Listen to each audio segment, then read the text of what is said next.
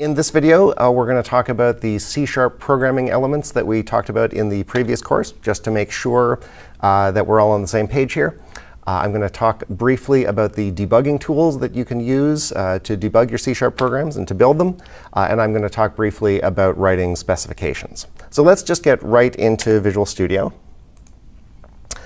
This was the program that we built at the end of the previous course. It's a little console application that figures out how much money you would pay in interest on a mortgage, given different parameters on that mortgage.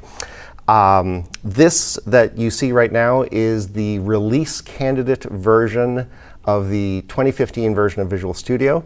The actual release to manufacturing version is not available yet. It will be available real soon now. But what you see here should be almost exactly how the final project eventually looks.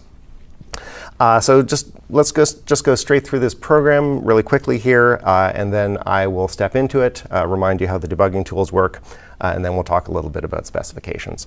So to start with, there are comments in any C# program, two styles of comments, so that you can just put whatever explanatory text you want in the program. We have namespaces in C#. Namespaces are ways of organizing large bodies of code, and you can tell C# that you wish to use all of the code in the system namespace or all of the code in the system diagnostics namespace without having to specify system or system diagnostics every time you want to use one of those types in that namespace. We did not cover in the previous course how to make your own namespaces. We will do so very briefly towards the end of this course. We talked about classes. Classes are another way to organize code. Almost this entire course is going to be about classes and how they work. We talked about methods. We only talked about static methods. That is, methods that belong to a particular class, not to an instance of that class. We're going to be talking a lot about instance methods in this course. We talked about variables. Variables are storage locations that can contain values. We talked a lot about values. We talked about different ways to manipulate numbers in C#, decimals for values that are money, doubles for physical quantities, integers for quantities that you know are going to be integers. We talked about different kinds of statements. We talked about expressions. Statements are the units of code that actually do something. We talked about loops. We talked about Booleans. We have a while true loop here, so this will loop forever. It will loop while the condition is true, which it always is. We talked about block statements. You can see how we have a brace here, a closing brace here, and everything between it is considered to be one statement by C#, and therefore will be the body of this while. We talked about string literals, a bunch of different ways that C# can embed textual information inside the program. So this please enter the principal here is an example of a string literal. We talked about static methods, as I said. We talked about assigning to variables using the assignment operator, which is the single equals.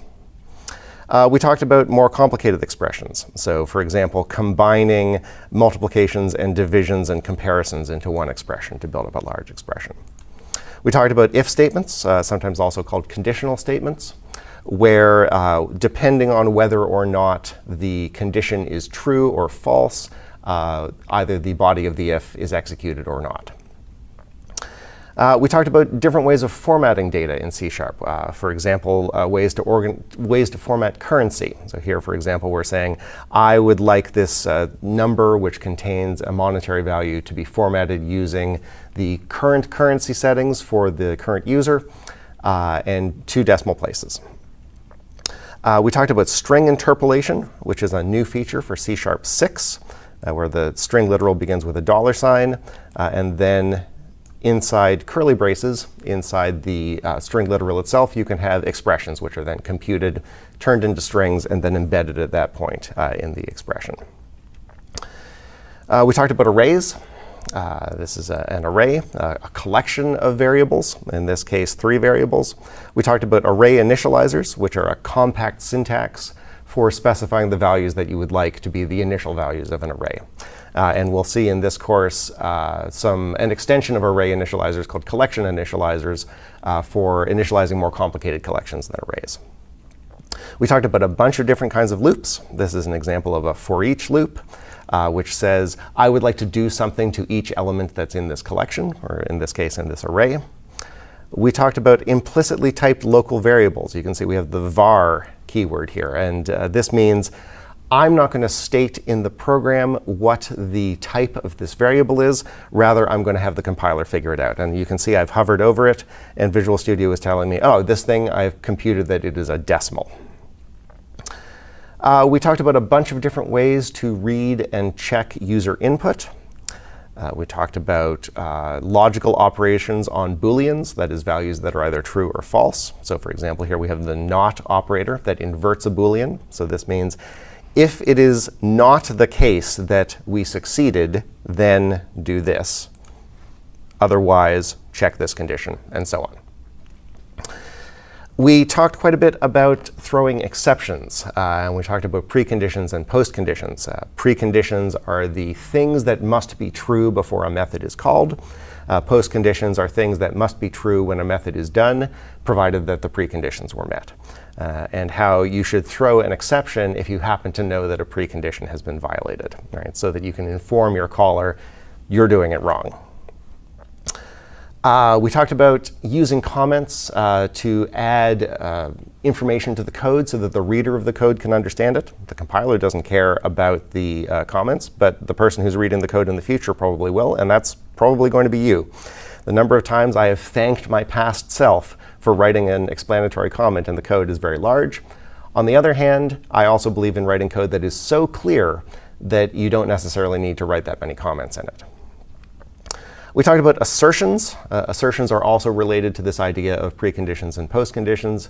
An assertion is something that you believe to be true at a particular point in the program. You wish to document that fact, but not only document it, but test it. If this condition, that this number is greater than 0, if that condition is ever violated, if that condition is ever false, then this debug assertion will, if you are running the program in the debugger, break the code into the debugger and put up a dialog box that says that the assertion has been violated, and so on. And we talked about a bunch of other stuff as well. We talked about the null value. We talked about reference types versus value types. Make sure that you understand the distinction between reference types and value types, because in this course we are going to be talking almost exclusively about reference types. Make sure you understand reference semantics. We talked about equality comparison, which uses the double equals. And we talked about the logical operators. So here we have x or y and z.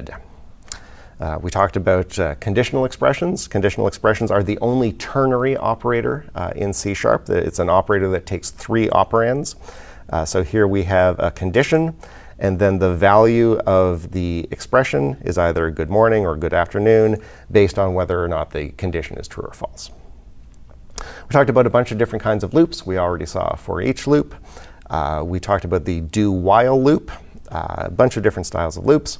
And we talked about the for loop, which is a nice syntactic sugar, a nice sort of compact way to write a while loop. And finally, we talked about compound assignment, which is this plus equals. And we also talked about integer increment, which is this plus plus, right? Plus plus increments a value by 1.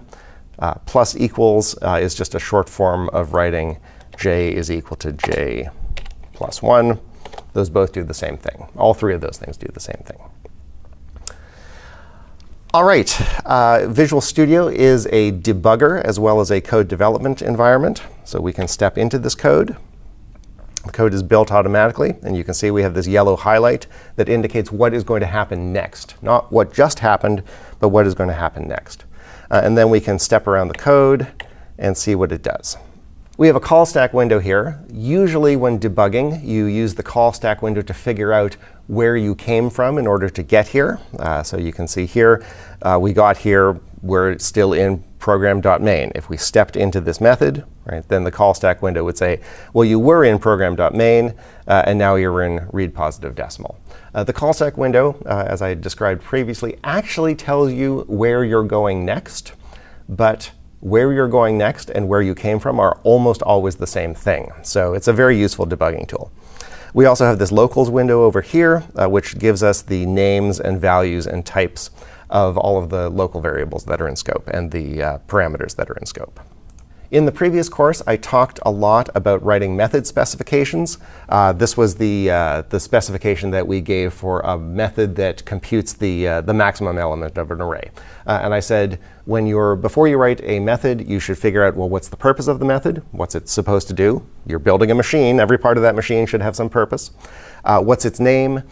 Is it an instance method or a static method? In the last course, every method we wrote was a static method. In this course, we're going to talk a lot about instance methods. What the inputs and outputs are there side effects of this method? I try to design methods that either produce a side effect but no value, or produce a value but no side effect. But you can mix them if you want. I just think it's bad style. What are the error cases? This is a really good exercise to go through anytime you write a method. I often tell people, even if you're going to write a specification that's just a single sentence, just do it. Just get the purpose of that thing down and a little bit of information about the inputs and the outputs. It will clarify your thinking. In this course, in the interests of time, I'm not going to go through this kind of heavyweight exercise of building a slide and going through all of these elements every time. But mentally, always think about going down this list of things whenever you're designing a new method. We'll also talk a bit in this course about how to do the same thing for designing larger chunks of code like classes. All right, so summing up. In the previous course, we saw enough tools to specify, build, and debug really 1970s style programs, very procedural programs that work with a console window that start with a main method and call a bunch of subroutines in order to do their work. This procedural style of coding is great. It's successful. It was successful for a long time. But we have discovered that it does not scale all that well to the needs of large-scale business software in the real world. The solution to the problem of scaling in the real world is object-oriented programming. That's one of the possible solutions. But we have some more types and control flow that we need to look at before we take on object-oriented programming. So that's what we're going to do next.